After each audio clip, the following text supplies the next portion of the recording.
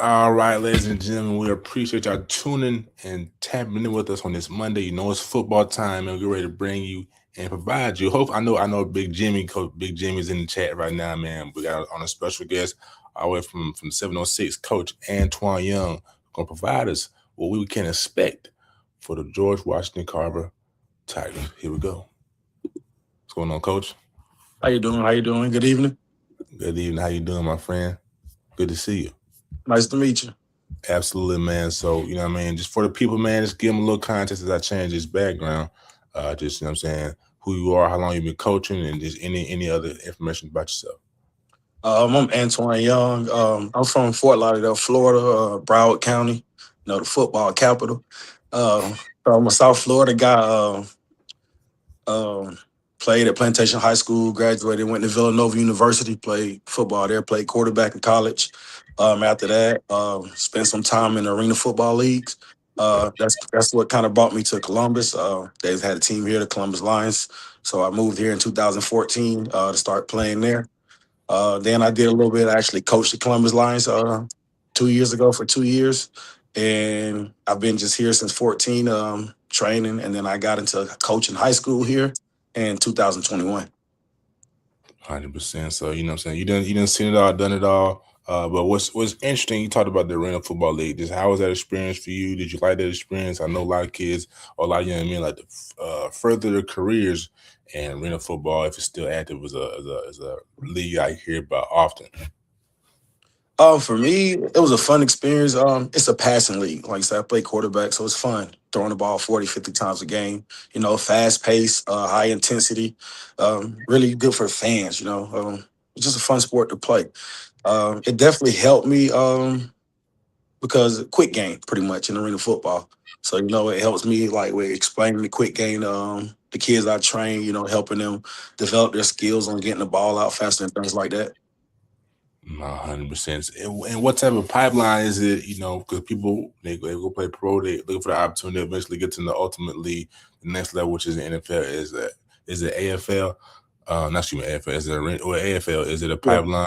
What's the percentage of the athletes that go from AFL to the NFL?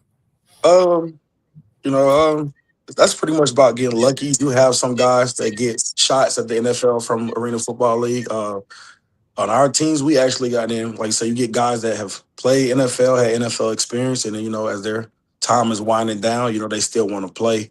We had a lot of guys that had NFL experience on our team. So kind of goes hand in hand. 100%. 100%. So, what ultimately, what drew you to coaching? What drew you to coaching and growing these young men to men? Just my passion for football and just pretty much everything that the game has done for me.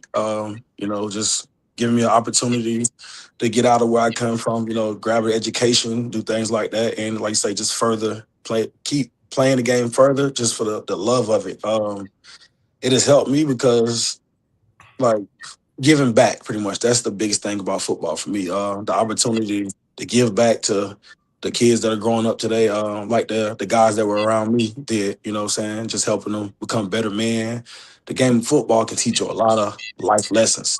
You know what I mean? So it's a tough sport. It's going to be up and downs, and just that experience. So that's really what draw me to it. Just being able to give back. And show some guidance to the young kids that we teach. Everybody ain't gonna make the NFL. It's hard, but just the experience of explaining to them, hey, you're gonna get a free education, which is the biggest thing. You get an education, you graduate college, you're gonna be successful in life. That's a very high percent. You're gonna have a job. You're gonna be able to do some things that's gonna help you network. It's just there's a bigger thing than just playing football. So just trying to get them to understand that message. Yeah, absolutely. Life after football is it seems to become a bigger and bigger topic every year that passes. But my next question for you, Coach Young, is what is it? What is the kid? I mean, what lessons do you typically instill in the kid, and what does a kid look like or act like that's playing for you look like? If that makes sense. Yeah, the biggest thing with me, let's be competitive. I'm a very competitive person. So like our kids at Carver, me and Jarvis, we're big on competition. Be very competitive, hard work, doing everything the right way, and then pretty much just being a good role model in your community. Okay, okay. All right. So then, for the people who don't know, who've been living under a rock, man, just kind of let them know about this team. You know what I'm saying, this Carver-Columbus team, which y'all kind of got working on. I seen on at the Hurricane County 7B7 big man camp. But just let the people know what I'm saying what Carver-Columbus is expecting to do this year. We're expecting to make some noise. Continue Nice. continue doing the things that we're doing. We're pretty young, but we're not young. You know what I'm saying? Like we got guys like Kingston Brown. He's only gonna be a junior. So we don't really have that many seniors this year, but our guys have a good amount of experience because they've been playing for a while. Like you said, last year they got to play. Had a pretty big senior class, but we got a lot of those younger guys in with them. So the leadership from those guys pretty much helped them get the experience. So this year we're asking those guys they got to lead us, but it's not as hard for them because they've already been playing for a year or two. And in your words, what is the Carver? What is the Carver way? The Carver way is the Carver way. Pretty much whatever gets in front of us, we ain't gonna allow that to stop us. That's the Carver way. We're gonna try to roll over everything that's in front of us. We're trying to build something. We want to make this school. Well, first of all, Carver's already legendary. Great program. They've had a lot of kids go to college. A lot Mhm. of guys made it to the league. So pretty much, we're trying to continue that. We're trying to bring the name back just for the people that have forgot that Carver-Columbus produced football players. So. Nah, 100%, coach. Like I said, I ask a tough question. Now it's just usually more suave. You know what I mean? But I've been down to Carver. You know what I mean? I seen what y'all work with. You know what I mean in terms of practice equipment. You know what I mean?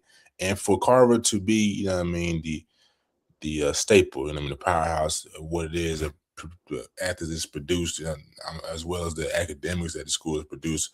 The resources don't always equal up to what the impact it has on this uh, student athletes and students. Why do you think that is? Um, well, it's like 13 schools in the area, so True. obviously you got split budgets between that many schools. It's a small city. So, I mean, that's part of the Carver way. Yeah, we don't have all the bells and whistles, but we're going to get it out the mud. We're going to make it do with what we got. But at the end of the day, we're going to work hard.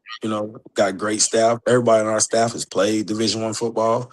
Like you said, our leader played in the NFL. So, he knows what to do. He knows the correct way. So we just make do what we have. We don't have a sled, but we built one. So we work. It's a big wooden sled, pretty heavy, but we work. We go in the community. We run the hills. We do things like that. Um, the Carver way is just grind, pretty much. We ain't gonna complain. We're just gonna show up and work. That's pretty much what we, preach to our guys. Ain't no excuses. It's all about the output. It's all about the final results. We're gonna figure out a way to get there, be successful. I think that's a great answer, Coach. You got Jimmy Cash in the chat. He's from Carver. He's from Columbus as well. Said, "Yeah, boy, Carver, Columbus in the house." Appreciate you tuning in, Appreciate Jimmy. y'all, fellas. Appreciate y'all. I said, "Let me give me a thumbs up." Yeah, here he is. Here he is. All right, this is my coach, Nigel Wilkins, who I'm sure you know well, Coach Young. Um, Next question for me is, you know what I mean? I gotta ask you about Douglas County. You know what I mean? It's probably the biggest game on the schedule thus far. Or just what before we get to that, just kind of what went into it, just building the schedule. You got Douglas County on the schedule, Southwest DeKalb, South Gwinnett, Crisp County, you know what I mean? A lot of other Worth County at the end of the season, state championships last year, state champions last year. What went into building this season? Building the schedule. Yeah. So coming into the season, obviously our region changed. What Chris County's in our region, Worth County's in our region. So we had a tough region, and then outside of that, a lot of people say they want to see us play some people. And hey, only way you can get battle tested is to go play some people. So, we're gonna take this trip up to Atlanta. I think we go there 3 or 4 times this year. And Yeah. let's just see what we got. It's all about building, trying to get ready for the playoffs. Let's get ready for that because that's obviously gonna be the tougher part of the season. So, you don't want to go into the playoffs having not been in a tough game, then you get in a tough game and nobody knows how to handle it just because you haven't done it. So let's let's put some people on here. And like I said, we got a young team, so obviously to get to where we want to be, become a national program and stuff like that, you gotta go play some people. Yeah, So yeah. That's fact. I mean, I think y'all. I think y'all gonna. I really don't think shout out the world. I think the people who don't know don't want to know, and we're leaving on the rock. But I think y'all gonna take care of business. I'll leave it at that. But what's been your favorite moment? You know, I mean, this offseason, started from spring to now. my favorite moment. So we didn't play a spring game. My favorite moment has just been watching us grow. Sebastian Hurd, my quarterback, last year he got through into the fire. He didn't know he was going to start until week one. Some things happened. That Monday we got to school, had to have a meeting like, hey, you're going to be able to have to lead this team. He was a 14-year-old kid at that moment. So he just had an amazing freshman season. He led us. So the most fun thing for me has been watching him grow through spring and the summer. He probably don't think I enjoy what I do because I'm on him hard. Like I say, he plays my position. He hears my mouth a lot. But it's been watching him grow. So I'm excited to see his sophomore season, to see what he can do to lead us because we're going to need him. He's going to pretty much have to lead this offense. Our leader is our big guy up front, Terrence Warren. Yeah. He's one of the two seniors that we have. But, at the end of the day, your quarterback got to be the leader. So that's been the most exciting thing for me, just watching him, his leadership skills grow, watching him come into the person that he's becoming. He used to be like a shy, quiet kid. He's coming out of his shell. He's starting to talk. So that's been the fun part for me. Nah, absolutely. You know what I'm saying, when you look and does he remind you of yourself back in the day? Uh, Somewhat. Somewhat. Yeah, we play kind of different styles of football. But it definitely does. Like I said, the arm and all that stuff. Smart kid. So that part, yeah. This year, after this season, I'll probably say he does remind me, like I say, because I'm gonna let him throw the ball around a little bit more. So I want to see something. So that's my challenge towards him. So I'm excited for him. 100%. Last two questions from me, Coach. Again, I do the tough questions, Coach. With the big loss of Watts, Mhm. Watts running back transferred out. Just how is this team? You know what I mean, going to fill that gap in your opinion? First thing, amazing kid. Zach Watts, extremely hard worker. You know, always he's one of the ones that when you come in the weight room, you ain't gotta tell him what to do. He gonna look at the board, see it, and let's get to work. So and being like I said, we're young, so a lot of the guys there are his close friends. So they all kind of have that work method about them. So now replacing that, it's hard to replace that. Kid is he's a generational talent. It's gonna be hard to replace it. But we got some nice pieces that they're gonna be able to carry the ball for us. We obviously got the transfer Jamar Williams, uh, electric. I like him. I love watching him practice. Then I'm very excited about we got a incoming freshman that actually played middle school with Zach. Toronto. Excited to see what he's gonna do because he's gonna get the opportunity to carry the ball a little bit for us. And then we got other guys that are gonna have to step up. Obviously, like I said, we lost three running backs pretty much. We lost the two seniors, then we lost Zach. So it's hard to replace 3,000 yards of rushing, Right. but got to figure it out. And that's kind of the excitement part. I'm excited to see who's gonna show up. Who's gonna want the ball. Like I said, it's Carver. Like I said, I'm not from here, but if you look at their history, Carver has running backs. They produce running Right. backs. So just kind of banking on that. Somebody's gonna step up. We just gonna figure it out and see who. But I'm excited for it. Absolutely. Last question from me. I'm gonna throw it to now. Just with what you just said, man. How prolific do you think this offense can be? I think we can be really prolific. I want to lead. Obviously, I want to lead the region in scoring. Do some things. My quarterback, I got some goals for him that I want him to do. Um, it's gonna be interesting to see. Like I said, the potential through the roof. I'm excited. I just got to see it. So we 100%. ain't gonna give away too much, but we Yeah. cooking. We're cooking over there, so it's gonna be all right. Go ahead, For Ness. you, coach, I know you didn't want to give too much away, but how do you feel about the wide receiving core this year? I know you guys always have good players, right? Last few years, Kamari Miles, you know what I'm saying? You guys always have somebody on the outside, even going back. Then who do you guys have this year that we should watch out for? So our number two, he led us in touchdowns last year. He was our number two guy, TJ Woodson. Having an amazing spring, having an amazing summer. Playmaker. He's the guy that plays basketball as well.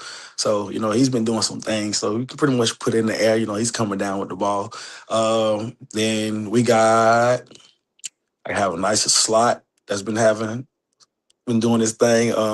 Chad Williamson, And then I got another guy that's gonna be a junior, Jeremiah Jenkins. Like I said, he probably had the best spring out of everybody because TJ was in basketball. So, I'm excited to actually see what he's been doing. He's been making some plays, 7-on-7. He's been doing some things that has caught a lot of people's eye. So, I'm excited for those guys. Like I said, it's like we returned 7 starters, 7 or 6, but the skill guys, holding the receiver room. Well, it's not new. They were there last year. They just, wasn't their time, but it's their time now.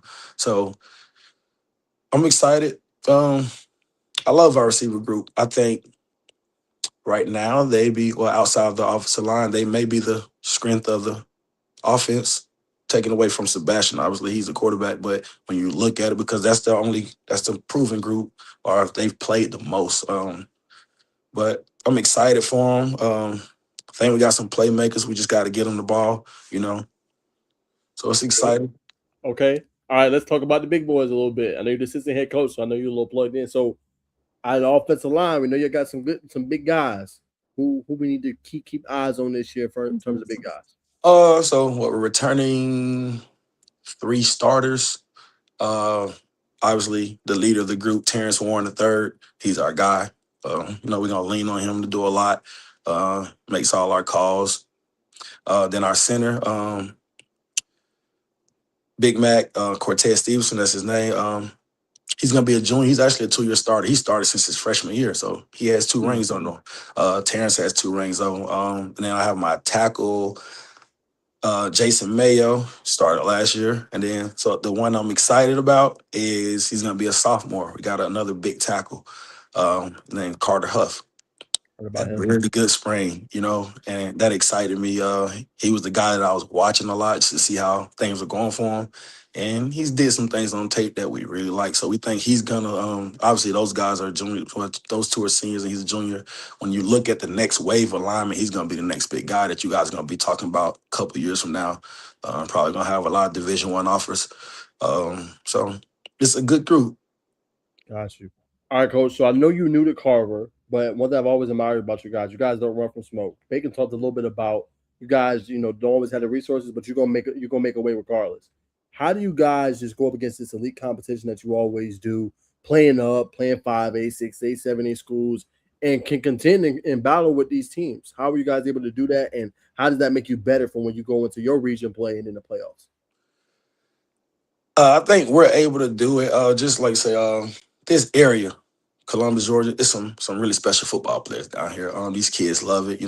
They've been playing it since Pee Wee football. A lot of them they play against each other growing up. They play with each other. So when they get to the high school, they do have some experience of playing with each other, and those guys are competitive. Like I said, I'm competitive, so I'm pushing them to be just as competitive as me.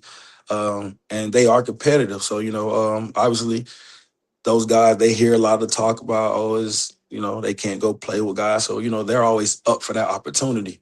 So, it's the kids, man.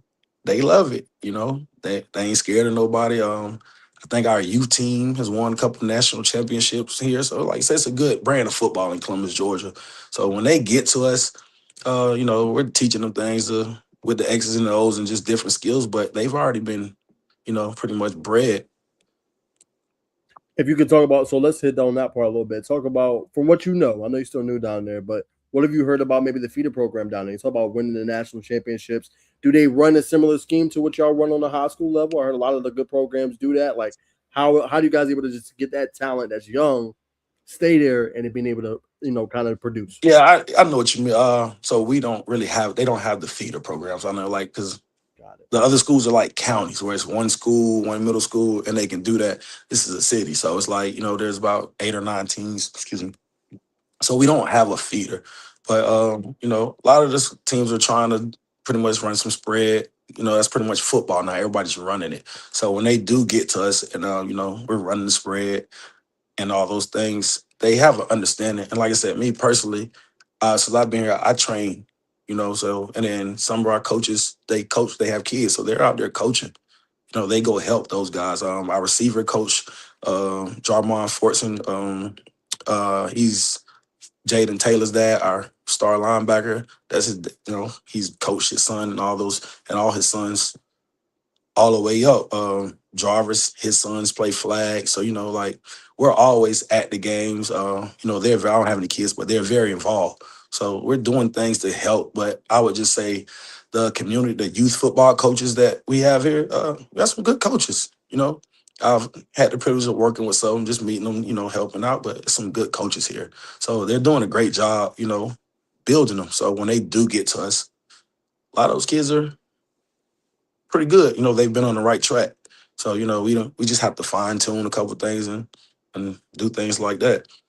Good. And yeah, like, so I wouldn't say it's a feeder because they don't all come to us, but everyone here is playing it's the Twin City Outlaws. A lot of our guys, I think Kingston, Trey, all those guys, they played with those guys when they were younger, so There it is. yeah, they're pretty much ready. They've traveled and did those things, so they've played against some of these kids in Atlanta and all those other places when they're younger. So they understand, the quality football up there, or just how competitive travel football is. So when they get to us, they're competitive because they've been doing it. Exactly. Let me ask you this: you're a quarterback coach at heart. We know obviously you're OC, but from what you've seen, besides leadership, what are some important qualities a quarterback has to have to be successful? You think on this level or any level playing the position? I always tell them, man, you have to be the smartest guy on the field because obviously you got to understand the defense. You got to know how everybody moves, different coverages, linebackers, slant. You have to see the big picture. If you can't see that, then you're probably not going to be that good of a quarterback. So you have to be the smartest. And then once you understand that, you have to understand the offense. You got to watch film. You got to sit in a meeting with your coach to try to get a vision of what he's trying to have you do.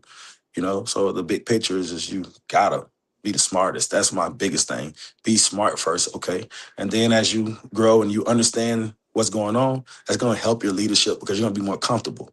So if you're not comfortable, you can't lead. But if you're comfortable, you can lead and you can get others to follow you. So that's my biggest thing. Period. All right, we got a question in the comments. And when asked you, coach, it said, what does he think about going head to head against Justin Newman's defense at Chris County?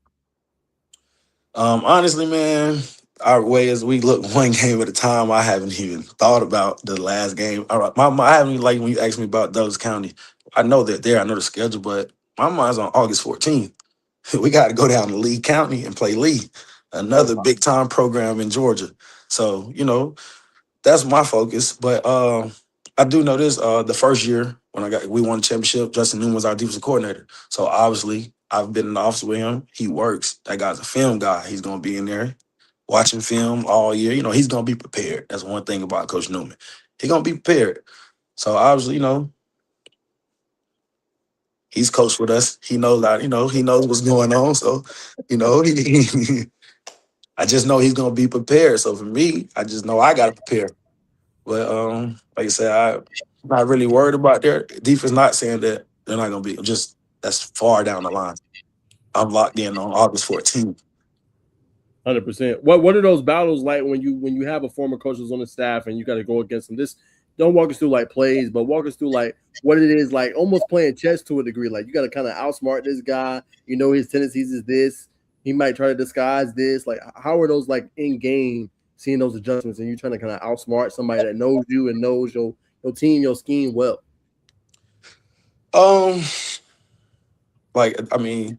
how I look at it is both great coaches. All right, we both know what each other do. At the end of the day, it falls down on the kids, man. We got to go out there and execute, execute, execute, execute. There's only so much we can do. I can call a play, he can call a play, but they got to go out there and make it happen. So, just, I try to probably sit down, try to go back and watch our film from the year when he was our DC, watched what he liked to do a lot, and just try to take my notes and then look at things that did work against us, how he adjusted it and stuff like that, and just kind of make sure that I'm prepared. There it is. All right. So we talk about Carver-Columbus. Give us kind of a look ahead. Obviously, talk about August 14th. That's only a month away. You guys go to Lee County. But what else is coming up prior to that? Like, what's next these next couple of weeks?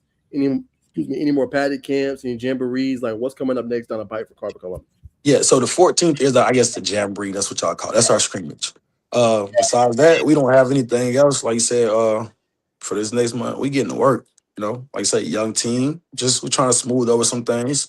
Building the offense, making sure everybody understands their assignments. We start with the basics, get all that down. So as you go during the season, you build obviously, but we have to be able to do the things that like our main core stuff. We have to be able to do that right first.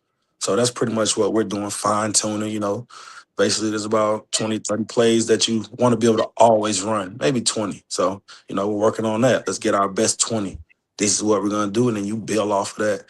But we're just grinding, man, in the weight room hard, we conditioning. We working, we working. We in the classroom, watching a lot of film, just making sure everybody understands everything. We working, really working. What does a successful year look like this year for Carver-Columbus, you would say? Man, it's championship or nothing. That's how we feel. So that's everybody, though. Everybody, I don't believe in moral victories. So if you ain't win the championship, I mean, you ain't handle business. Simple as that. So, our goal is, like you say, we want to be legendary. This year we accomplished the first team in the Tri-City area to ever go back to back. So that's cool. But me personally, like I said, I'm competitive. I'm from Florida. I want to do something. Yeah, I want to go 3-peat. That's what I want to do. So that's the goal. But obviously we gotta work towards it and get ready for it. It's gonna be a long thing. It's gonna be a long goal, a lot of work. It is a tough task. Like I said, we're young. We are young. We got a freshman quarterback. He's only gonna be a sophomore now. He's still a baby at the end of the day. So we're young. Plan on just leaning on the guys up front. Obviously, the same as last year. Everything starts with our O-line. So they're gonna determine how far or how well we play our offense. You know, Key is let's not turn the ball over, put our defense in any bad situations. But it's a Carver defense, so they're gonna play some ball. The thing is just don't give up points on offense. Allow our defense to do what they do, and then should make it pretty smooth. Sure. Counting on those guys up front on our D line. I think we got a really good D line coming back. So I need them to go tee off on the other teams the way they do us in practice sometimes. So, it's gonna be fun. It's fun. I think it's gonna be a fun year. Everybody is excited, honestly, to just see how this comes together. Yes, sir. All right, let's go back to you real quick. You talked about Florida ball. Obviously, playing Florida ball, Georgia ball. I think this might be, you correct me if I'm wrong, first year maybe coaching Georgia ball, whatever it is. But I want you to put the two parallels together. What football you think is better? That ain't even close. It ain't even close. Okay, let's hear it, Coach. So I'm gonna say this. Okay, I'm South Florida, so in Florida, we kind of separated. Good. Yeah, best football you gonna ever see. Ooh. So if I'm comparing, that's where my mind at. I'm in Broward County, Dade County. We down there. It's different. It's different. It is different down there. Georgia's more power. Florida, where y'all say we just speed, it's power football, but everybody just get caught into everybody fast. So it's power and speed. But here, you gotta line up and run the ball here in Georgia. The linemen gonna be big. It's gonna be some big D linemen. So it's just power football. That's all. But, yeah. I agree. Coach ain't lying. South Florida ball is there. I got a chance. I went down there last week. I got a chance to see a couple teams, Carroll City and I'm saying Northland. Yeah, they do got some players down there, baby. Yeah. Line. That's like that. No, okay. He not lying. I actually got a chance to go see it, so he not lying. Yeah, it's just So my thing is, basically, I'm trying to bring a little Florida twist to Georgia. That's all you gonna. Yeah, I got some power. Let's add a little speed to it. Let's get this thing rolling. Yes, sir. All right, don't reveal the play. I hope it's not a play you're gonna call this season. But ever in your career, coach, what's been one of your favorite plays you've ever been able to call? Whether you were doing it or whether you was coaching somebody to do it. What's been one of your favorite calls you've ever had? Um, so me personally, I love the four verticals concept. You Mm. know, like I want to put the ball in the air. So, but it's more to it. You know, just for the team. You know, those teams that want high safety. You know, I love to go for verticals. Let's make this safety work. Um, that's why like me. I like to run the ball too. I like zone. I like zone. I like zone read because it's tough to stop. You know, Yeah. you know, especially if you got a guy, a quarterback that's gonna pull it and use his feet. It's tough. It's two or three options off of it that you can do. So Last one before I throw it to Bacon. Talk about your favorite play. Who's the best player you've won against? And who's the best player you've ever coached against?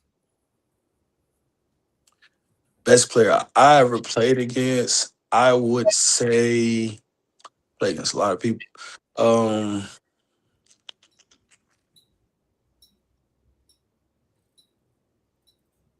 I'm gonna go back to my high school days. I think I can't say a player, but the best defense I ever had to play against. Carroll City.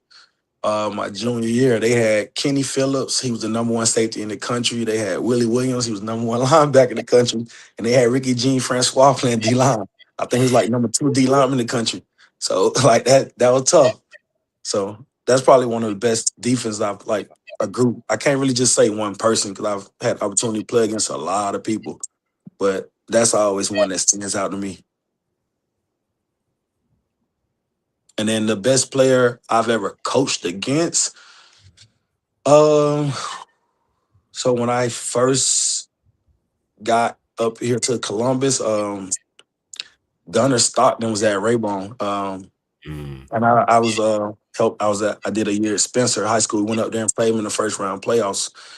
Man, people put up about 60 on us. And they was up by like 40 at halftime, but he just kept throwing the ball. So I got in high school, that kid was tough, you know. Mm. He was tough. And then I did when I was in I did coach in Alabama for a little bit. Pike Road. They always Mm. yeah, they got some teams, a couple of them backs that went to Ole Miss. So they got some guys. Yeah. Pike Road. Pike Road is a Yeah. good team at Bama. Yeah, that's a really good team. So mm, Okay. like you said, we played some people last year, who really stood out. That was really good. I'm trying to think that was really, really good that we played. Kind of hard to remember. We played some people. Um,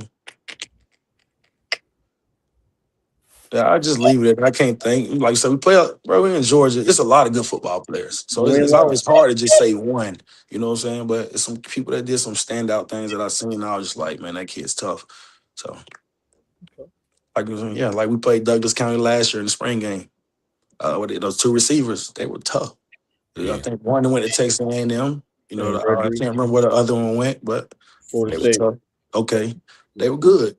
So and then, yeah, like I said, I get to see a lot of good players. Obviously, we had to practice against Tristan Givens last year. That'll do Yeah. it. Then our safety went to Mississippi State. Like I said, I've seen some. Our defense last year was tough, so we had to see them every day. So Mm. you see a lot of good players, man. Nah, 100%. So we got Kingston coming on his show. I gotta ask you, man. You seen Tristan Givens, now you seen Kingston Brown. Man, I know you gotta see him at practice tomorrow or whenever you go back to practice with this. What's the difference between the two? Well, Tristan was an edge rusher. Tristan also played wide receiver, so it's like different type of athlete. Right. Uh, Kingston's an interior, but quick, uses his hands really well. I have to give him a lot of. I give him a lot in practice. You know, when he be kind of doing us in a little bit, so he be kind of getting on my nerves. So I just be like, man, we gotta put the pads on to really see. But nah, Kingston, special kid, man, for real. Like solid kid, does everything that he's supposed to be doing. He's good, like really good. Like I said, Jaden Taylor, Gatorade Player of the Year in Georgia. Right. He's good. Those kids are really good. So I get to watch them. It's fun, man. It's like I said, obviously we're older now. You get to watch the new generation. It's fun to just watch them and watch them grow. Both of those guys are gonna be juniors, so they only can keep getting better, and they're pretty good right now. So Nah, 100%. The sky's the limit for all the young group. But I want to go back to the quarterback. You say you're seeing the new generation come in. Just talk about just the elevation of the quarterback position from your perspective. You know, what I mean, just where do you where do you see that now, and where do you think it will go? Because every generation they seem to continue to raise the bar higher and higher. yeah, that's like with the how the game has evolved. So obviously, quarterbacks now probably a little bit better than we were young because everybody's in the spread now, and they're getting it from a young age. So they get a lot of practice reps in it, game reps, and these kids can spin the ball. So just with the way the game's going, so the evolution of the quarterback position has been great. Obviously, you got the guys like Pat Mahomes. They're watching those type of guys, and they're learning things. And there's some good QB trainers out here. Like sometimes I get to look online and see them doing a lot of good things. So I think the involvement of the quarterback position is really good. That's a positive thing. Like you said, I get to watch our quarterback every day. He's evolving fast. So you know, Do you think everything will ever get away of like, even like 20 carries a game? You think it'll shrink down to 15 and passing attempts will go up? um, I mean, I'm gonna try, but Jarvis like to run the ball too. So when I do get a little too happy, but my head coach looking at me like, "Hey man, run the ball a little bit." Like you said, give our defense a rest. But honestly, it's hard to say. It's just based on how the flow of the game's going. Um, last year, obviously, we had those great backs, so he didn't get through a lot because of those. They were scoring every time they was touching the ball. Our defense, we didn't get that many plays. There's probably like 7 or 8 games last year where our offense played less than 25 plays in the whole game. So Sheesh. yeah, That's so, Sebastian didn't get a lot of chances to throw the ball. Obviously, we're up. We got to put the young guys in and let them get experience, you know. So hopefully, it's the same way. Obviously, I'm going to run for your quarterback. You got to run first to soften the defense up before you can pass. So we ain't just going to come out here and just start going fire wide right away.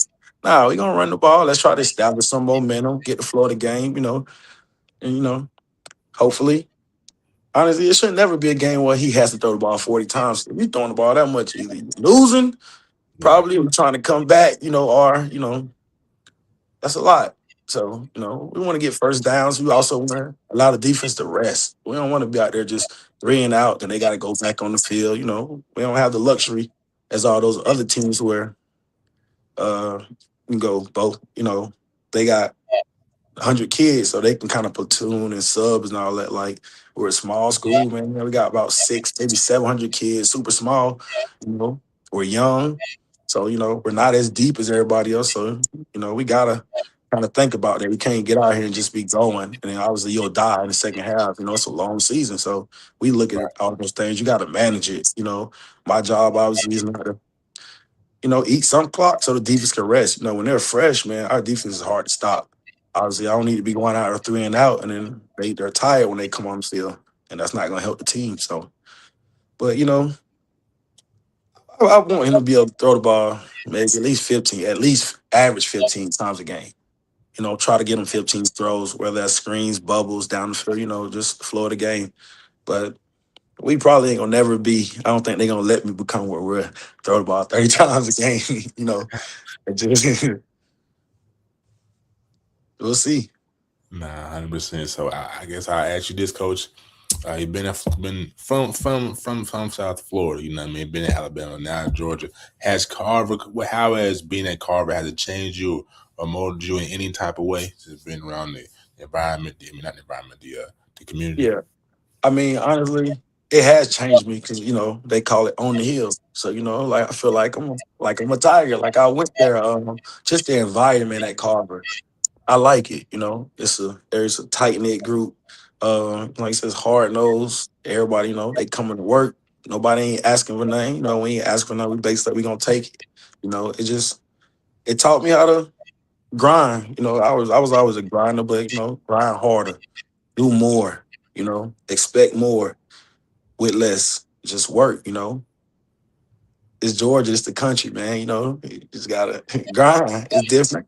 I'm a city guy, so it taught me how to get after it. It's hot, mosquitoes out there. You gotta go do what you gotta do. It's different from Florida. Just go grind. That's the Carver way. Nah, 100%. I like that. So you fish, you know what I'm saying? What you doing in your spare time? You know what I'm saying? You down in the country, you fishing? I do fish. I ain't really had no spare time. After we won, winter workouts and stuff. But me, I play golf. You know, I go golf a lot. Try to get home to Florida, go visit the family. Try to take vacations when we do get a chance. Um, Outside of that, honestly, just hang with our coaches. Like we're a tight group. Yeah.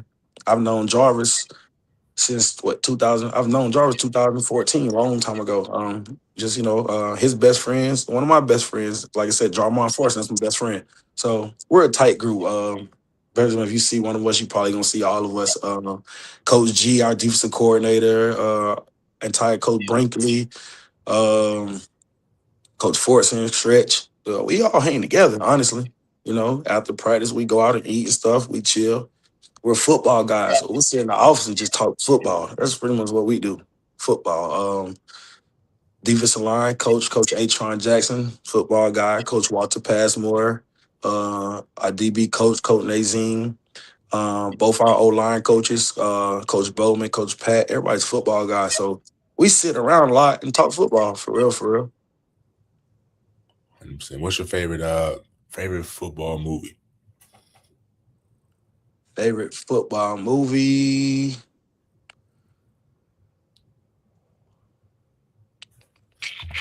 I can't. What's the name where they be dancing? It's the Wildcats. I can't even think of the name of it right now. Uh, they used to wear black and white uniforms. The female lady became the coach. It's an old movie. Like it's like a college movie.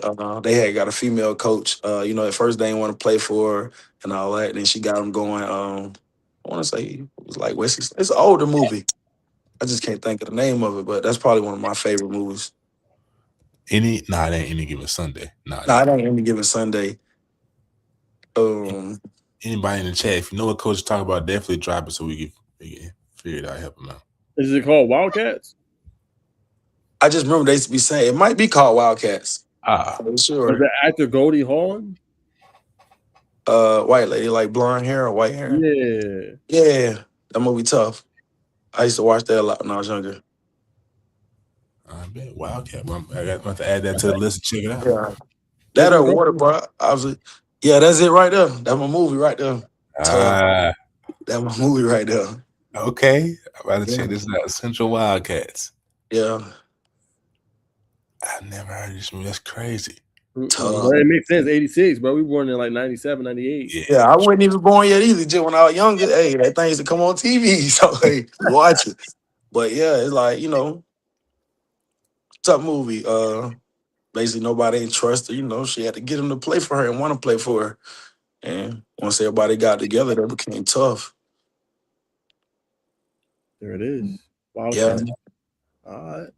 Appreciate you, Cole. Putting us on game. Movie, yeah. If not that, Water Boy, obviously. He was out there going ham, smacking stuff. So it's some good football movies, man. I'm a big fan of Little Giants. That was tough. Spike used to be out there toting the rock. Spike ain't play. Yeah, until he met Icebox. She was out there thumping. So yeah. Some movies, man. The Longest Yard, tough too. It's a lot of good football movies, obviously.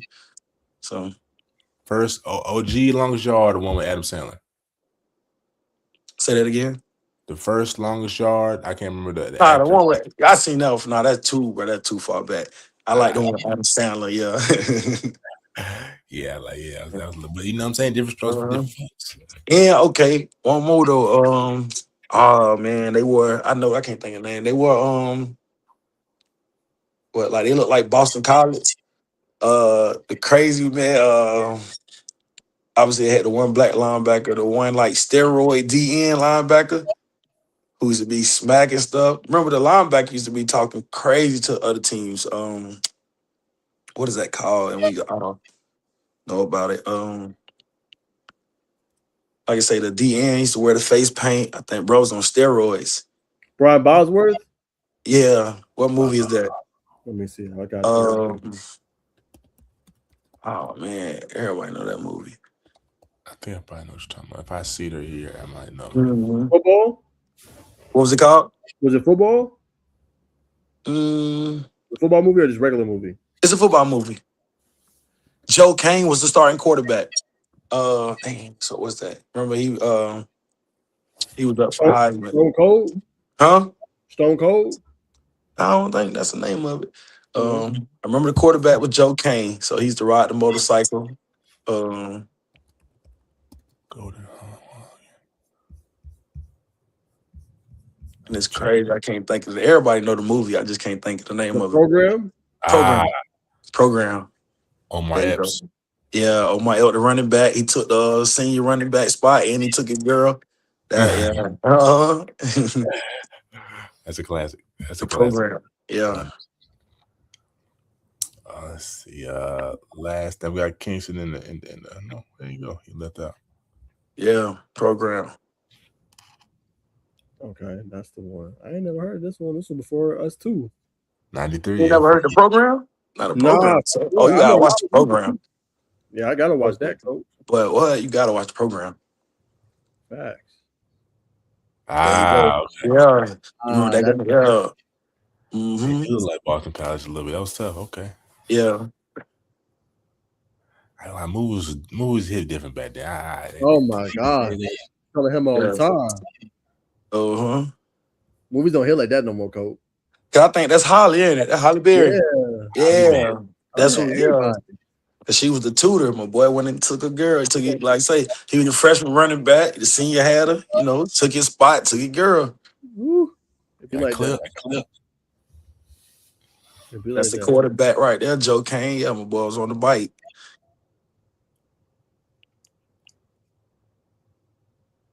100%. Nah. All right.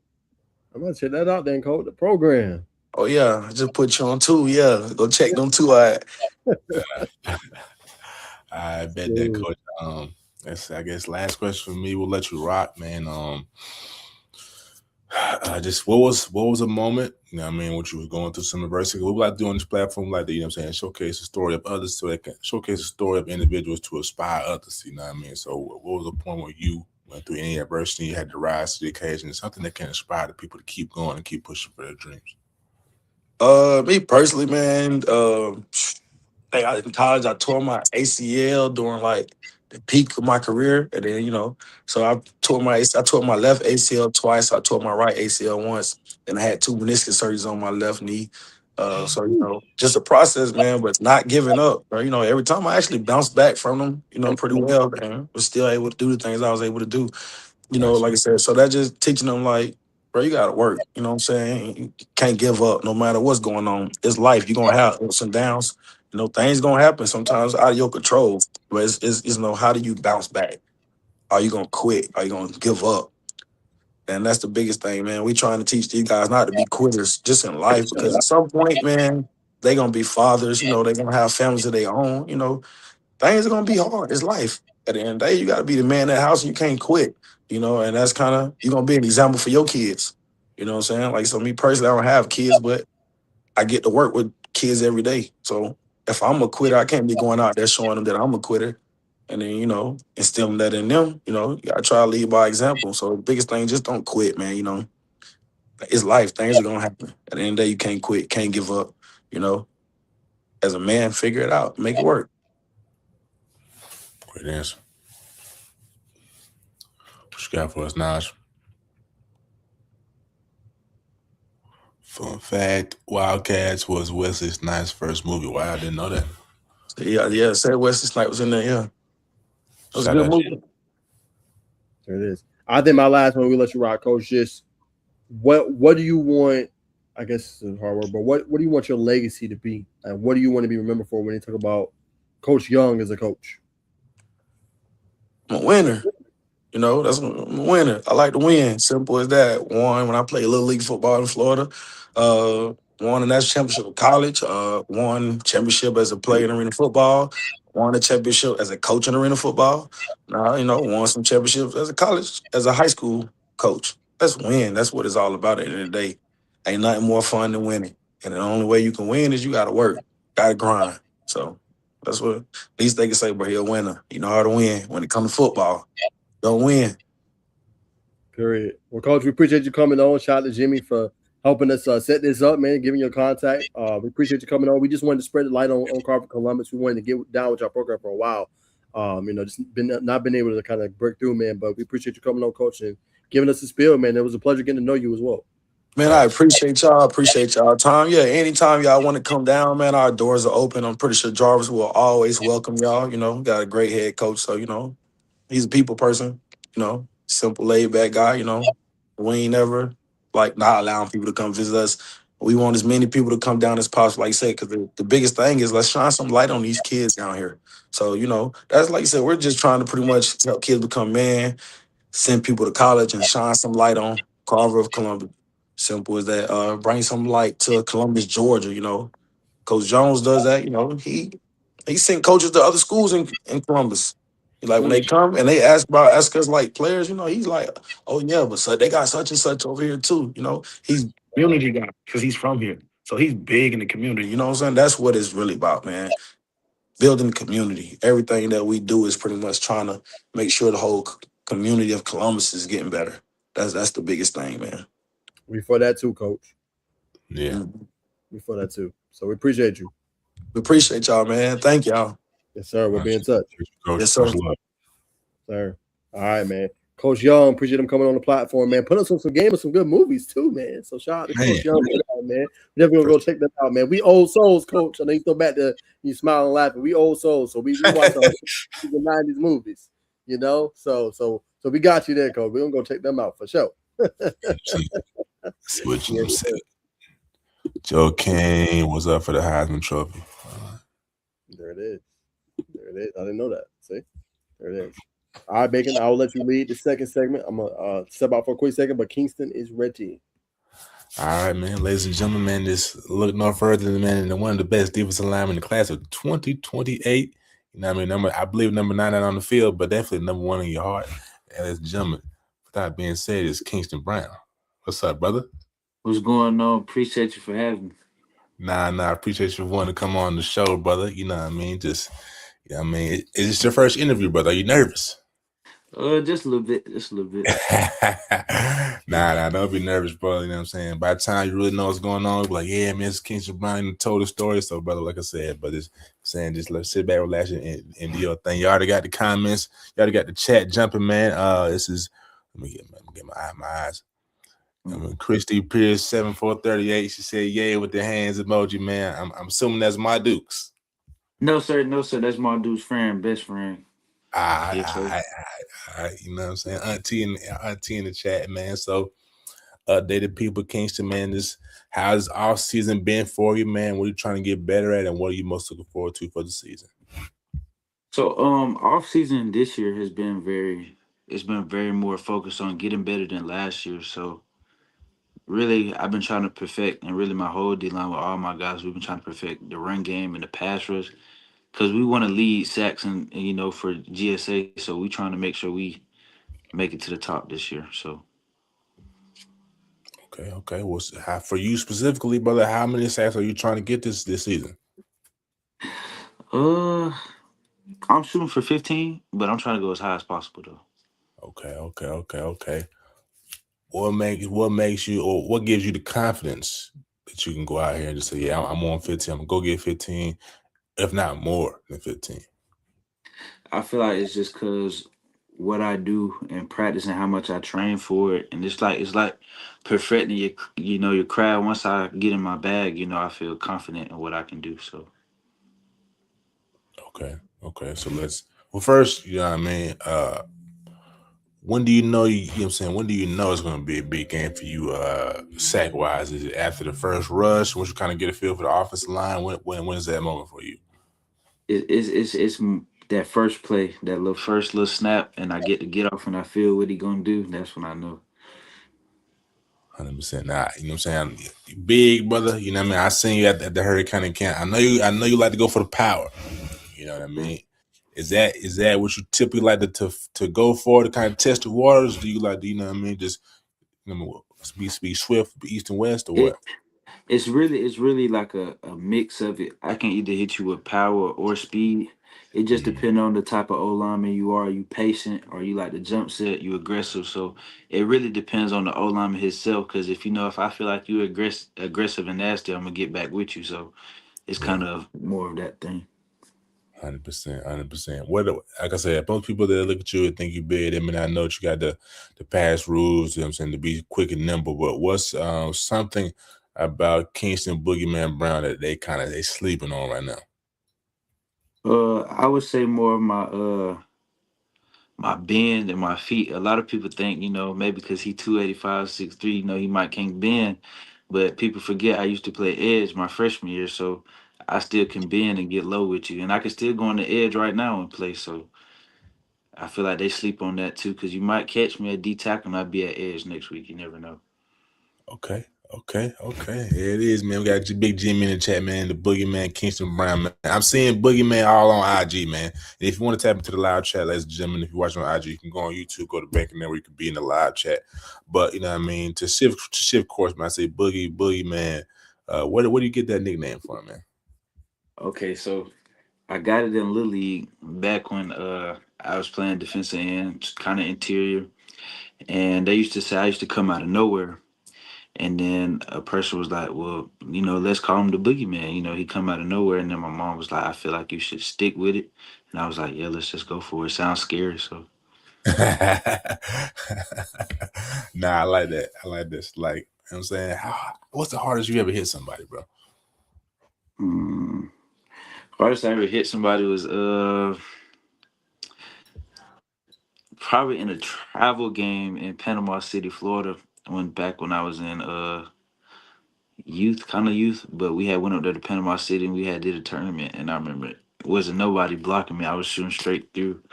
And I remember I hit the kid so hard. The ref told me, he was like, "Man, kind of just chill." He was like, "They can't really do nothing with you." So he was like, "Just take some off." And then yeah, that was probably my hardest hit. I'm trying to get one this year in high school though.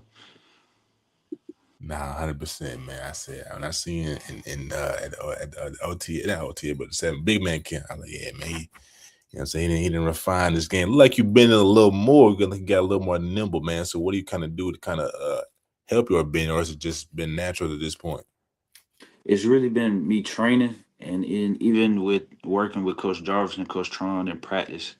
It's more of a something that we rep every time. So like the way our kind of practice goes, it's like footwork, agility, run game, and pass rush. So we work it every day, so it's kind of becoming where it's natural now.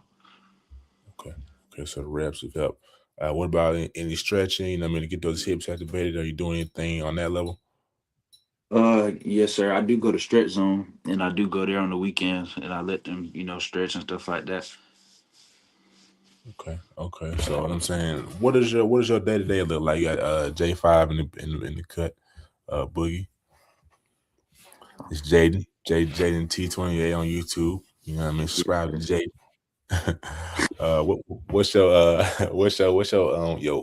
what's your regular day for you look like? You know what I mean? How early are you getting up, and how many training sessions? So, How many on the average day for Kingston?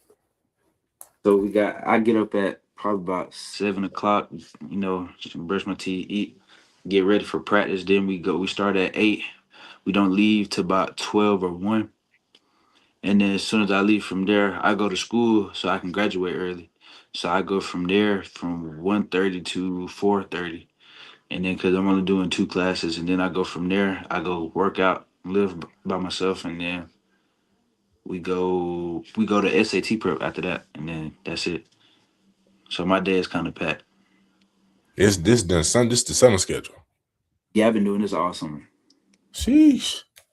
Nah, here first. If you want, you got to do what's necessary to be done and get to where you want to go.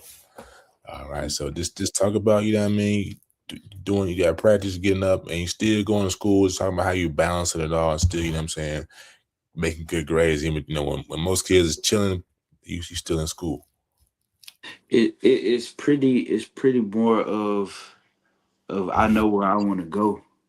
So it's like if you want to make it to a top level, it's like you have to make sacrifices. Like I still get to do things, have fun with my teammates, but it's like you got to have your moments where your days where I'm grinding through the week, and on the weekend, we at the movies or whatever.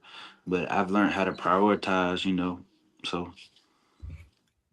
Now, what made you want to go so hard, man? What's your why? Like you said, you still going to school. You know you want to graduate early, being early enrollee when you go to college. What made you want to, put in the work? My pretty much love of the game. It's fun. A lot of people, I feel like it's just the passion. Like you going out there, people watching you play, people supporting, and I just feed off a lot of energy. I'm a very hype person in practice, and I do a lot of yelling and all that other stuff. So it's more of like when you go out on the field. I mean, it's like I'm in a whole different world. Like I just see things differently. It's fun. I'm out here with my guys. We eating, and the coaches love it. So it's just like it's just something that just flips that switch. Right, I just love it. Nah, it's a I've been down in Carver, and I'm saying I've seen y'all in practice. It's a different energy down there, man. You know what I mean? Y'all be locked in, y'all focus, which I love on each other. That's the most important thing. So let the people know, man. What is it like to play for Carver? It's very competitive. We go at it, every day. It makes all of us better. And even my defensive guys like JT Bean, Bray, Art, we all the way the defense is, I can't really speak on the offense because I don't be on their side, but the defense, we're probably the most hypest group out there. We always yelling, cutting up. So I feel like in practice, it's more of a like, let's see who can go to their limit. And even when running, they're very competitive. So I feel like everybody wants to see each other at our best. So when we go play other teams, we just blow them out the water. 100%. Like so, yeah. I'm saying y'all got a smaller roster, right? You know what I'm saying? Coach just talked about that. You know what I mean? I'm sure y'all be in shape. What do y'all kind of do? What do y'all think about that? Yeah, y'all gonna play these 5, 6 schools. They may have twice the size of your roster. You know what I'm saying? What do y'all kind of do? Or do y'all even think about that at all? I would say we think about it, but it's not something that just sits in the back of our head. We know what our standard is, and we know what level we got to get to. So pretty much everybody knows what has to be done. So I feel like I mean we know what type of caliber teams we are, but we prepare for it. Most definitely. All right. All right, I'm gonna switch back to you, man. When it comes down to you, obviously we know who Kingston Brown is. If you don't know, look him up. You know what I mean? Living under a rock. But what are your responsibilities what does this team look at you for specifically? I feel like my team looks at me for is like kind of a leader. So the way it is, usually the linebacker, they call all the stuff, but they look at me as a guy who they can always come. Like sometimes the freshmen will come and ask me, how do you do this? How do you do that? And I feel like it's just they kind of look at me as sometimes as a guide. You feel me? So 100%. What talk about your leadership style? You know what I mean? Are you vocal, lead by example, or a mix of both? And how do your teammates receive your leadership? uh, the way I kind of lead is more of a like I kind of just get them out there, and then when I like to see people work it, and then I critique you on how you did. So sometimes they'll be like, "Well, how do I do a cross chop?" And I'd be like, "I want you to work it, and then see what you did wrong." So I'm kind of the guy that kind of sit back and critique it. I'm not gonna yell at you, nothing like that. And then as soon as you do it right, I'm in the end zone with you, yelling, dancing, all that. So I'm that guy. Nah, 100%. So since playing that card, what's your favorite memory? You know what I'm saying, with the guys or with the coaches or just the team in general? My favorite memories is it's like going after the locker room and before like a game in the locker room. It's like it's a different type of energy. A lot of people don't get to see inside the locker room, but it's more of a it's like a different type of experience when you in there and they got the music playing and everybody jumping, yelling, crashing out, doing whatever. So it's like, and then when you step out on that field, like Spencer versus Carver game, you step in AJ McClung, and it's just like it feels like you in college, but you're not. So it's that that type of spirit around here. 100%. We got Big Jimmy tapped in, man. Like, you come from a long line of defensive line, really a long line of greats at Carver. You know what I mean? But Jimmy said, does he know that the team is his? Now, that's a Jimmy question. You can answer this how you want to answer. I know you got to see your team, and you got to see the coaches whenever you go back to school. But what's your answer to this, brother? Uh, I feel like I know I have a part in leadership, but I feel like it's more of it's split. It's collective. Yes, sir. All right, It's a collective. 100%, 100%. What led you to wearing the jersey number 99, my friend?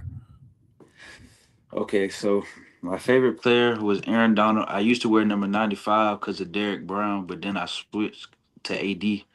And pretty much I just love 99. It fit me well. In my freshman year, I was gonna get 40, number 40, but the senior had already had it. So I was like, man, I'm just gonna wear 99. And then I said I'm gonna stick with it. So 100%. So, do you watch a lot of Aaron Donald's film? Is that a player comparison for you?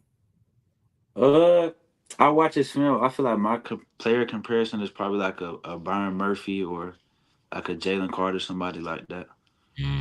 Yeah, I can see Jalen Carter. That was a good one. 100%. So man, you never thought about running the rock on offense? You don't want to play offense at all, man. Uh Nah, I ain't never got the opportunity to really do that at all. The most I've ever did was been on the O line. I wish I could run the rock though, because I think I would have fun with it. But by the time I hit that 60, 70 yard line, I just hope somebody could block ahead of me because I'm out of Yeah. gas. You never ran the ball like junior, like little league, nothing like that, middle school.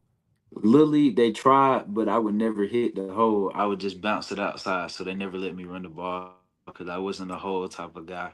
Because once I see that D lineman, I'm going to the outside. So. You're trying to get outside, man. You're trying to get wiggly. I feel you, brother.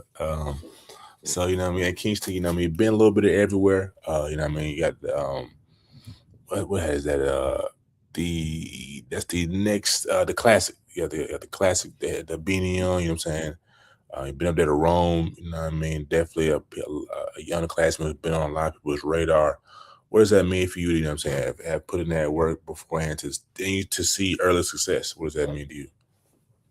It means a lot because really, now that I look back at it, like Lily, it wasn't never like I knew about college football, but I just wasn't. I never really was on my mind. I just was out there playing football, having fun, and then once I realized how far this sport can actually take me, I was very proud of myself. Which is still work to be done, but I feel like it just made me feel better about myself though when you see like the fans cheering after you got a sack or something like that.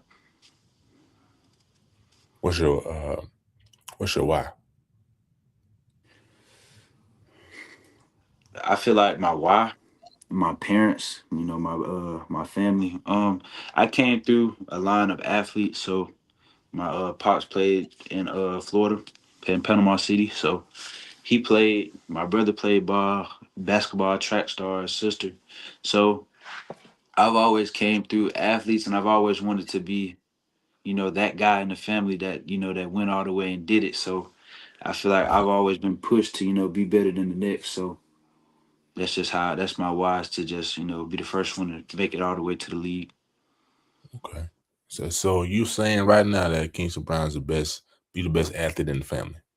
Oh yeah, no, without a doubt, yeah. 100%. So what have you is the only sport you played been football, or have you done your track, done your baseball, what have you done to this point?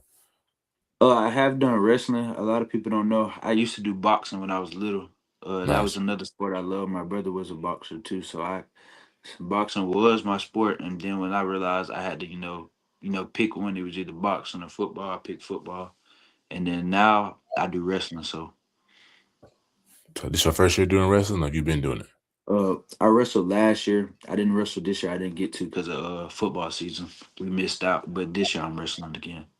All right, all right. Now let me ask you this to build on that, man. What do you think wrestling's gonna add to your already deep bag of skill? Uh, I feel like my hands and conditioning, because a lot of people don't know wrestling conditioning is a major difference from football conditioning. So when I wrestle, all I think about is really hands, because it's a lot of hand-eye coordination, grabbing, gripping. So I feel like that's the major part of it. 100%. Last thing, I'm gonna throw it to Naj here. You've already talked about your goals. You've already talked about your why, man. But for you personally, you know what I mean? What does the game of football? What does the game of football do for you? You know what I mean? Uh, it really clears my head. Like I feel like it's really my way out. Like you say, you kind of get to put your feelings into the field. Like I may not have a great day, but I get on that football field and I be like, man, this why I got to keep going. Have a tough day in school, but then I step on the field. It's like it just clears everything out. So that's why I love it. 100%. Favorite moment playing football, Kingston? When I scored my freshman year against Hardaway, when I scored the touchdown, my only touchdown I ever scored. So when I first scored, it didn't feel real, and I didn't have a celly at the time. I just ran to my D line coach and I just jumped.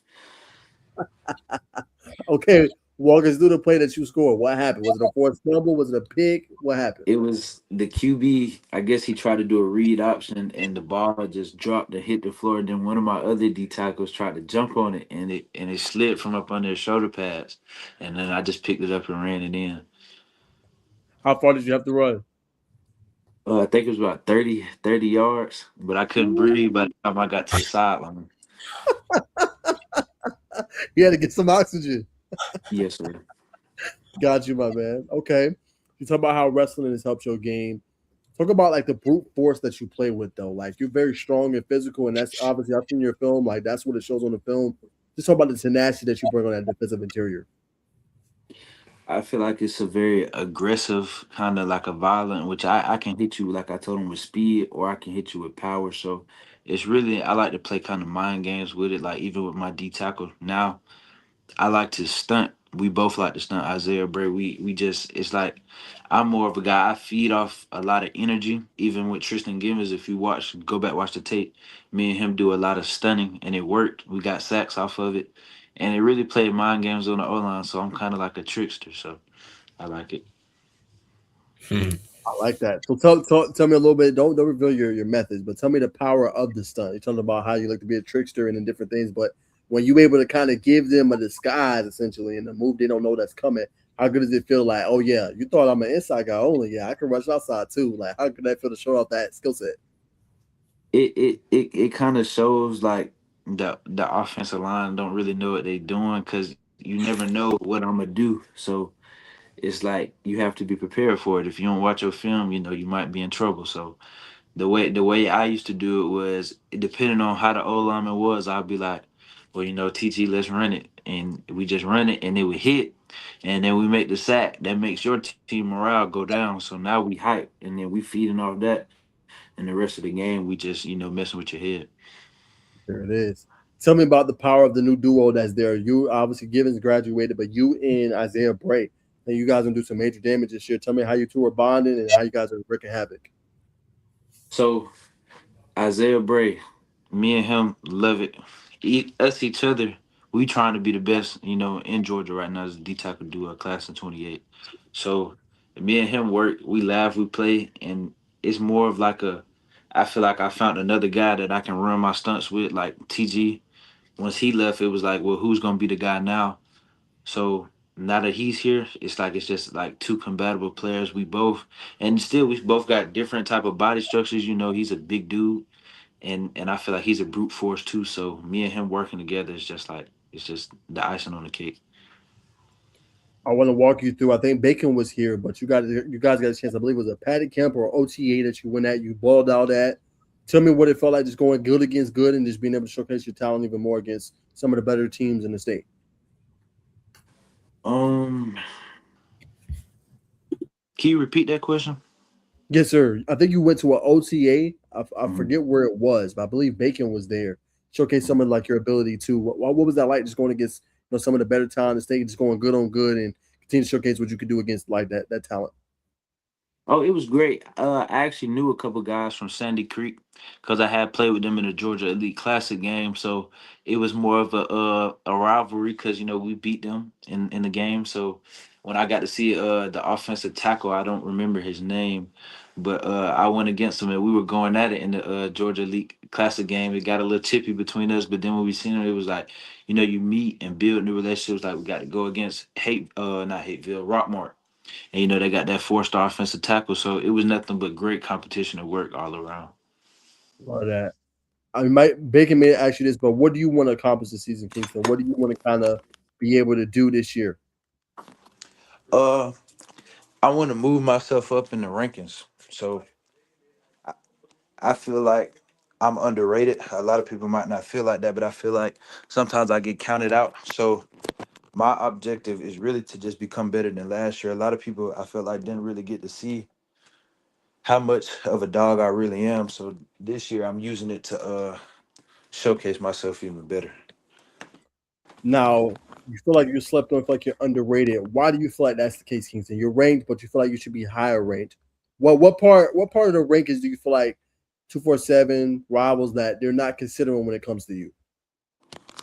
I feel like they don't really consider myself as like a. I feel like sometimes they kind of, let me say it like this. They sleep on my power and my ability to move. Like they might feel like, he might be like, I seen a couple articles. They said I'm raw. I might not feel like I'm raw, so now I got to show you on film that I'm not a raw player. This is what I work on every day. So I feel like I got a couple things to show on tape for them to feel like, oh no, he's not a raw player. He works every day. So I like that. Okay. Let's talk about your goals this year. Do you have a certain number that you want to achieve, like sacks, TFLs? I said for sacks, I'm shooting for 15. That's a pretty high number, but I feel like if I want to be better than everybody else, you got to go high up in sacks. More TFLs is definitely, and I also want to add more QB hurries on my stats this year too. I like that. Okay. Now, I want to bring a question to you.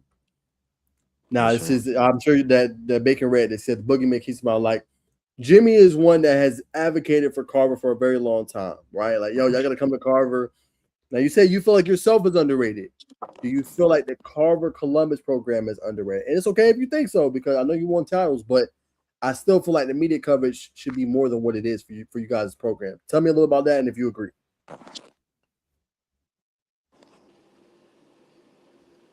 Okay, hold on. It glitched out. Can you say that one more time? Yes, sir. I was saying, tell me just the yours. Yes, sir. Okay, sorry. I was saying the Carver program, right? Do you feel like it's underrated? You know what I'm saying? I know you guys just won back-to-back state championships, but I still feel like the media coverage isn't always there for Carver that it should be. Do you feel like this program's a little bit underrated? I do. We're known in Columbus, Georgia, as the aspect of it, but I feel like we could be bigger if people may pay more attention. Which this year, we had the chance to prove that by going 3 times back to back. But I do feel like we are slept on as a team. And then the next one, do you feel like you guys should be in those national rankings? One day we should, and we're Mm. and we working towards it. And like I said, I feel like we gonna make it there. I had without a doubt, these kids are unbelievable at Carver. It's a lot of talent, so I believe so. But not right now. No, I wouldn't say that. No, we can do it right now. I Okay, feel like we just gotta wait till the season end for everybody to see. 100%. Now, I don't want to get you in no trouble, Kingston, but what matchup are you maybe most looking forward to this year, salivating over potentially? Um, a lot of people are gonna be shocked by this answer, but it's really Sumter County. Hmm. It was a great game, but it was a mud bowl, so I feel like that's another game I want to play in. That's very dope. But yeah, I feel like that's the game I'm waiting on. Do you feel like that's a big rivalry of you guys? If it's not, what's the biggest rival for Carver Columbus? I feel like it's the new rivalry. Spencer versus Carver is always gonna be the top game, but I feel like Sumter County, the way they came out and the fans, it was probably one of I say the most litest atmospheres I've ever been in. It was very aggressive. They had the fans in the end zone. It was a lot of trash talking. I said I like this here, so I like it. Are you a trash talker yourself, Kingston, or do you let the play do the talking? Uh, I'm gonna say on the field, I'm gonna trash talking myself. But I'm gonna still let my plays do the talking. Though I'm gonna talk after I make that play on you. So, like I said, I like to kind of play with your head a little bit. So, after I'm steady, beating on you play after play, I'm gonna start talking. Okay. I like that. Beat your head in. I'm gonna let you know about it. I like that. Okay. Do you have a player or players you like to kind of aspire to, or that you like to watch, like collegiately, or even in the NFL? Uh, I like to watch a couple players. I have a variety of players. Usually, I just go back and watch their film breakdowns on YouTube to see what they were kind of doing. My favorite player right now is Byron Murphy, and that's just because the way like I said, he's a hybrid guy. I feel like he slept on too a little bit, but the way he split his kind of his double teams and the run game, it's just beautiful. It's like to the T perfect. So that's why I feel like I try to model my game as a little bit because everybody knows I'm a pass rusher, but a lot of the coaches want to see the D tackles, doing the nasty work. So. Mhm. Period. Who's the toughest player you've ever went against? Mm, I don't have to say it's that offensive tackle from Hateville. He kind of gave me that little fight. I think he went to Bama, if I'm not mistaken. He might be committed to Bama, but he was a dog too. But I actually he was a very nice guy on the field. He was talking to us and stuff like that. But I feel like he was a great matchup. Gotcha. All right. Last one before I throw it back to Bacon. Give me a moment so far in your life. It could be on the football field. It don't have to be personal.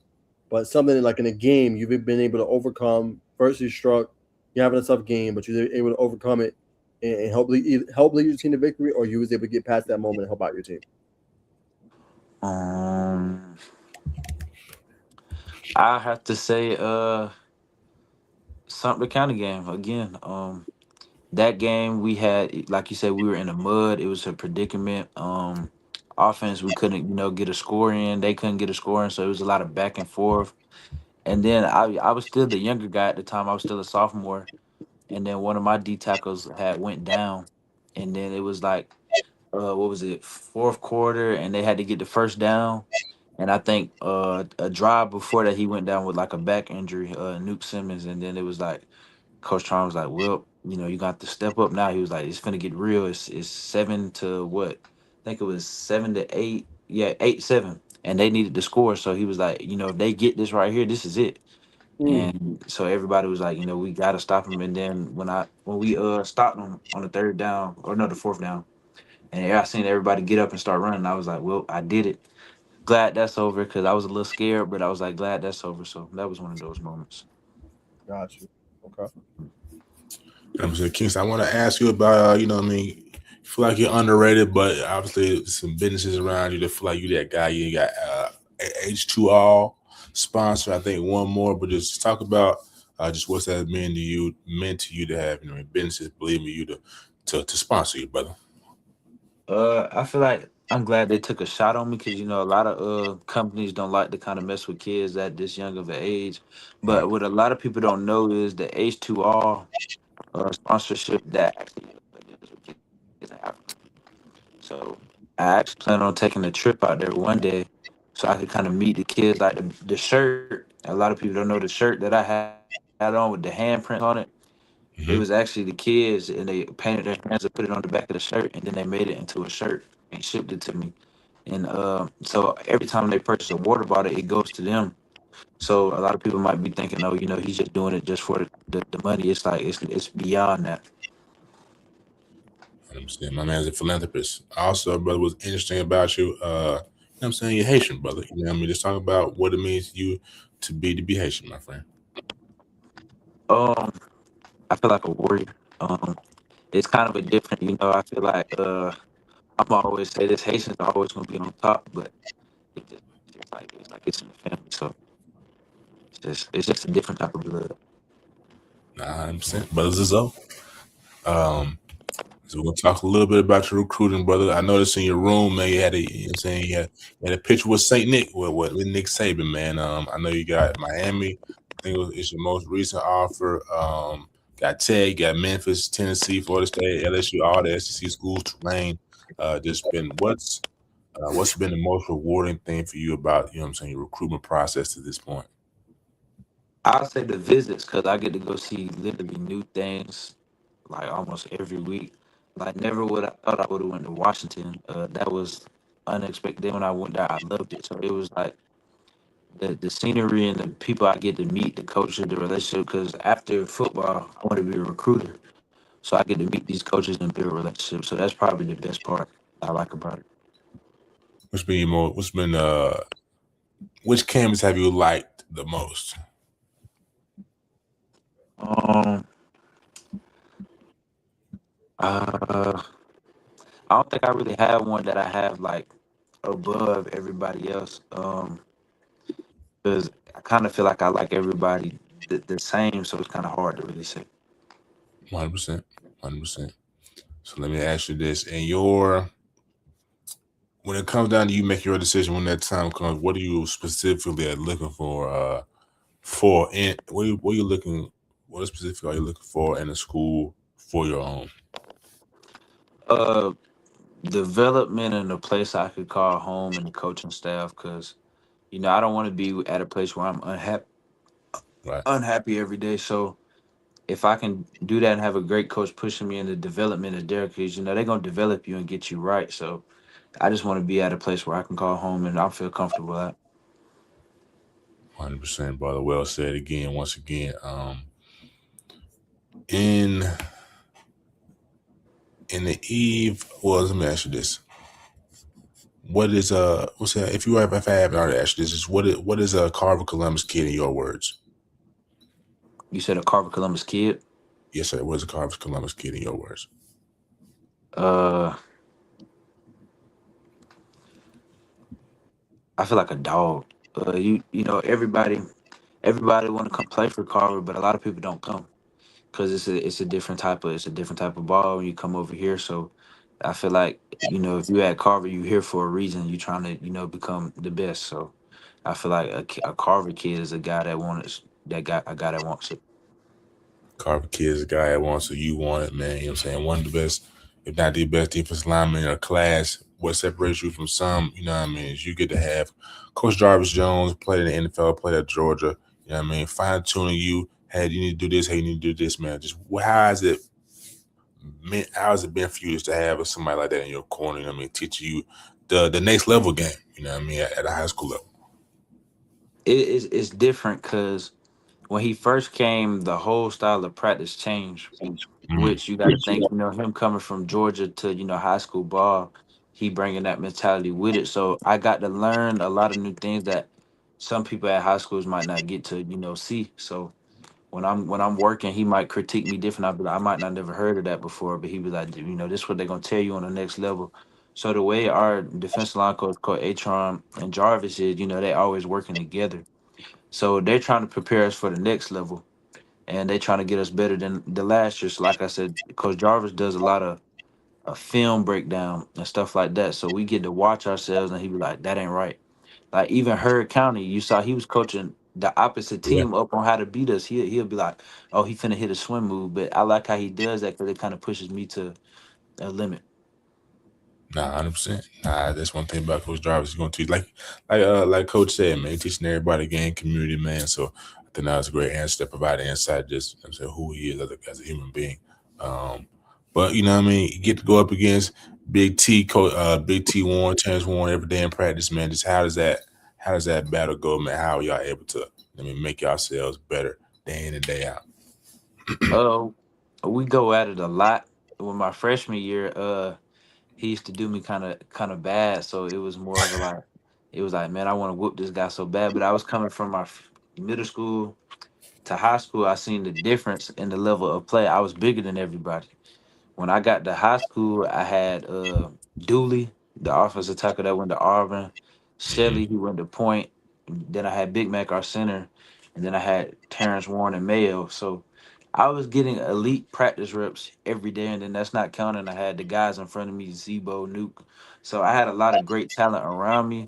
So me going against Trey just was put, and then if it wasn't Trey, it was Dooley. So I was going at it literally every day, and I feel like that's what helped me become a better player. I'm saying, well, you got any? Can you share any funny stories about Terrence? Uh, trying to think. It's a lot of things. I'd say my most funny story with him was it was the day before we went to North Carolina camp, and we didn't know we was going.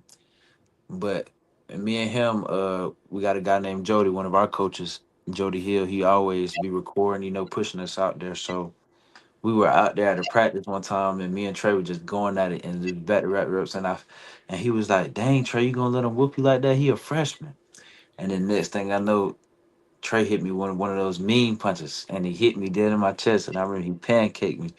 And then we had to got the chip and the arguing. But little did we know, the next day we was gonna have to stay the night with each other in a room in North Carolina. We had been beefing the whole day, and then Yeah. turns out ended up to be one of the best guys I know. So I always say that's a funny story because I remember I told my mom, I was like, I don't think that Trey guy really liked me, the way he be doing me in practice. And it turns out, he's a really cool guy. So I think that's one of my funniest stories about him. 100% shout out to Big Trey, man. I want to ask you this now. I throw it back to Naj, man. On the trajectory to be, to be somebody, to be, I'm saying, somebody most to lead, like you say, you want to be, I can't remember, Jordan Carter, some similar to that, right? I'm saying, what ways do you want to give back to the community that gave back to you at an early age? I feel like what I didn't get at an early age was a lot of the D-line stuff that I know now, which pass rushing was a little different back then, but it was still stuff we could have been taught. But I feel like what I would want to give back to the community is more of I feel like I'd be a coach, which I feel like a lot of people, it's not a lot of trainers in Columbus. Really, I don't think it's none except for our D line coach who actually still goes out his ways and trained in Columbus. Otherwise, it's not no D line trainer you can really get with. So I feel like I wish we would have had more of that because I feel like I could have had great D lines back in the day. But then nobody really had that. A lot of it was, watching stuff on Instagram and trying to replicate it, Right. at practice. And then we were still young. So 100%. Throw it back to you, Naj. I want to ask you about just like how you were kind of laying the foundation for like the next generation too. We know about the great pass rushers, the great defensive line that's come through Carver-Columbus, but I'm sure there's young kids that look up to you. How you just making a difference and, like I said, using your brand and your platform to inspire others. uh I feel like me talking to them does a lot because a lot of people it's like they try to compare themselves, but I have to tell them, everybody's story is different. So like, I actually had a kid that pulled up to the school one day because one of my teachers knew him, a kid at Hardaway, and he was like, it kind of it was a special moment for me because when he met me, he was like, man, you're a great player, but he was like, how do you give advice to somebody who's has a coach who they feel like they may not like them or whatever, whatever. And it was like I kind of felt like I inspire, but I had to tell him, you could be better than me. Everybody goes their different routes, so I feel like I could just lead them in the way that they need to go. There it is. And then talk about leading the way for them and what's next. With you, I feel like naturally you're going to bring more attention to Carver because of how great you are. So when folks come down, like, what do you want them to know about Carver that other people don't know? Uh, I want them to know that it's other talent than just us, which I've never been a like a ball hog type of guy. Like I always shout my guys out, which it's multiple guys on the team that we feel like gonna be the next thing up. And the thing about Carver is it's like, you got me right now, and there's another guy behind me, then another guy behind him. So it's just like a effect that just keeps on going down. So There it is. My last one, throw it back to Bacon. Tell about who you like to watch. Do you have a favorite pregame ritual that you like to do before games to get in that mode? uh it's probably listening to Baby Mad, listening to a couple rappers. I get kind of, you know, energy out. Like I said, I feed off energy. So we play that in the locker room and they just go crazy. So yeah. All right, brother. All right, brother. As we come to a close, man. Again, brother, appreciate you coming on the show, man. Hope it went smooth. Hope it's going smooth for you right now, man. But still Yes, under the sir. lights. Absolutely. Let's see. What's some things you can't live without, brother? You know what I mean? Phone, my Dukes, pops, what's something you can't live without? My family in the game. I feel like I love to play that 2K in college football. So it's pretty much those two things I can't live without. Now, what team you playing with on there? You playing with who you playing with on there? I'm playing with my player. I'm always try to create somebody that's the best in the game. Which I'm still trying to figure that out now. All right. If you want to play in defensive tackle, defensive end, or just defensive line in general, what position do you think you be playing? Either linebacker or O line. Linebacker or O-line? Why linebacker? Because a lot of people don't know I lost a lot of weight in middle school to the point where I think I went from 240 to like 220. And the coach was like, you're gonna have to go to linebacker. And they tried it. And I didn't stick with it too long because it's like the way I was moving, I don't think I was fast enough yet to be a linebacker. But I had a lot of people tell me, you should try it. And which at the height I am now, it still would have worked. But I feel like that was my other option. Okay, linebacker. Kingston Brown, potential linebacker maybe one day, ladies and gentlemen, but probably locked in with defensive line right now, brother. So that's all we got for you, brother. You know what I mean? The floor is yours. If you want to shout out anybody, shout out any socials, do what you do. Yes, sir. No, I'm good. That's it. All right, brother. Like I said, man, we appreciate you coming on the show, brother. We'd love to see you soon. If not during the rest of this off season, definitely during the season, brother. So thanks again for coming on. Yes, sir. Appreciate you for having me. Absolutely. Sure. Absolutely. Ladies and gentlemen, that's Kingston Brown, man. But one last thing from Jimmy, or if you want to tap again, brother, he said, we are underrated right now, but we want Buford and then IMG. You know what I mean? Big Jimmy going to run to that. She ain't going to run from no smoke. All right. I think this is maybe my Dukes. Boogeyman coming. KB99. Let's go. Appreciate you tuning in, Miss Pierce. What you got now? What you thought? A great player, man. I think, people sleeping on him. You know what I'm saying? Obviously, great ability. You got to go check his film to know what he brings to the table, man. I think it just goes back to that point, though. A lot of people don't know. A lot of people know about Carver-Columbus throughout the state, but they should have more love than what they do, in my opinion. And that seems crazy to say. Like, Nas, a two-time back-to-back defensive state champion. She could still be that. It's still not get enough love. I feel like even with polls, like, they don't always get the love they deserve. We look at Creekside this year, finally getting nationally ranked on Max Preps that came out today, right? About time. You know what I'm saying? So I feel like the same thing. It's not getting the love they deserve. I feel like it should be more love and exposure down there, man. But they're doing a hell of a job raising good young men that's coming back and giving back their time like Coach Jarvis. And it's going on to make it, man, and becoming big time. Nah, 100%. I'll say it. I know Jimmy, he's probably said it multiple times, but I think, and I'm not comparing Creekside and Carver-Columbus, but I think that's the same type of program. You know what I mean? The dogs are not scared to go anywhere. You know what I mean? They're gonna handle their business. Period. So I think that's the same type of program. That's fact. That's fact. Tapped in. Appreciate that, brother. Appreciate that, brother. Sky's the limit for you. Keep going, brother. Don't let nobody tell you what you can't do, because you can do anything you think you can dream of, brother.